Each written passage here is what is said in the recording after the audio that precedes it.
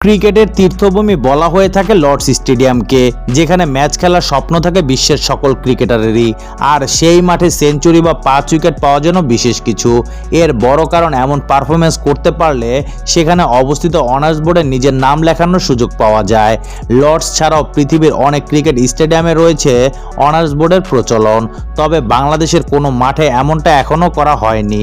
গড়ের মাঠে এমন বিশেষ কিছু দেখতে চান মেহেদী হাসান মিরাজ। জিম্বাবুর বিপক্ষে সিলেট টেস্টের প্রথম ইনিংসে বল হাতে 5 উইকেট তুলে নিয়েছে মেহেদী হাসান মিরাজ। এরপর দিন শেষে টাইগার অলরাউন্ডার জানিয়েছে বাংলাদেশেও থাকা উচিত অনার্স বোর্ডের মতো কিছু, তাহলে ক্রিকেটাররা নিজেদের অর্জনে আরও উৎসাহ পাবেন।